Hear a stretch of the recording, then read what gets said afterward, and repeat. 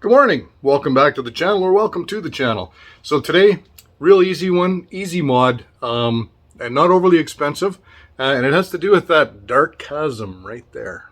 So if you have any kind of a cover like I do on the back of your Taco, it's pretty dark in there, and your cab light isn't going to do you any good with this. So every single one comes equipped to have rear cargo lighting. Let's just get this topper out of the way. So in the box, there's these pop-out panels, and they're on both sides. And they just pop right out, and then there's access through here to your wiring. All we have to do is pull the tail lights out, put the pigtail in, and pop the lights in there. So there are, of course, aftermarket kits available, and they are cheaper depending on your situation. Now, this kit, I actually went straight to Toyota, and it was on the shelf. And it was $104. And what you get for that are each side pigtail, of course, and two LED cargo lights. They are not the old bulb style. They are just quick plug and play, and they pop directly in those pockets in the back. We'll get to that in a second. So now your first instinct might be, wow, $104 for those. I can get those in the aftermarket for 55 or 60 bucks. And yes, absolutely you can. So here's the reason that I went with the Toyota ones instead, and has nothing to do with quality or fitment. It's simply because in Canada, we have to get those out of the US, those aftermarket kits. So I did look them up, and they are about $60, and $60 US is $78 Canadian right now. So $78 just for the kit.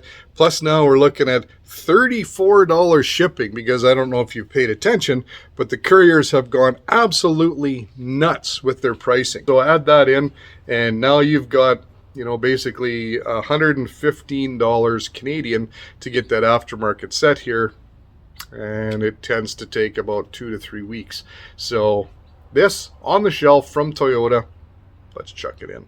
The tools you need couldn't be simpler. I'm using a 3/8 ratchet and a deep 10 mil socket. You do not need a deep 10 mil. It just saves me using a shallow and an extension. Now, as far as these knockouts go, pretty simple. They're just loose. You can just lift up a little bit and they pop right out. They're the exact same configuration on the back, and that exposes the access to this. Now we'll just pop out the 3 bolts, 2 on the bottom. Make sure your ratchet's going the right way.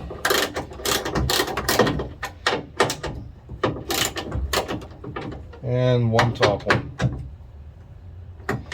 Easy peasy. Hey, with the 3 screws out, you want to stand right behind, and there's a little, you can reach right underneath and on top, and they just pop out of the insets, and there's your tail light out of the way. We'll just swing that around, lay it down, and get the wiring harness. All right, now with the tail light out of the way, you can see the factory plug. If I can get a little brightness in here, I'll brighten this up on the editing. So that's your plug right there. That's already pre-wired for you. And now you're going to go through this hole and just reach up with your fingers in here and grab the wires. Now the order in which you do this is entirely up to you. Simply, they are different ends, and you can see inside the wire that clearly this is the one that fits in here. So this is the end with the tag on it. I don't know if yours will have that or not. That goes up and inside the box. So let's just fish that up. Yes, it's just that easy. And for me, I am just going to pop this on. And it only fits one way. Which way does the D go? That way. Super easy peasy. Plug that in, and then I'm going to install it the exact same way, which was the 2 tangs to the top, the latch to the bottom, and it click locks in there nice and sturdy. And now we'll get to plugging it in on the inside. You know, literally all we're going to do is hook the other end of this wire to this plug, and it also has a little clip.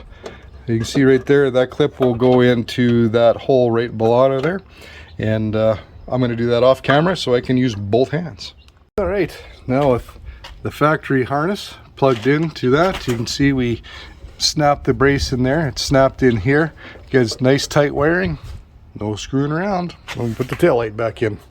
So now with the tail light back in, screws back in, finger tight, just remember that you're not going in against a set of rod bolts here. Just snug them up nice, otherwise they will strip, and I don't imagine a set of tail lights, just because you strip the screw, is very cheap. Simple, done, just like that. Okay, so I'll hit the other side. No sense in watching that. There's really nothing to it. It's exactly the same as the other side, and then let's turn them on and see how they look. All right, so the whole job to install these would take you less than 10 minutes if you're at all handy with tools.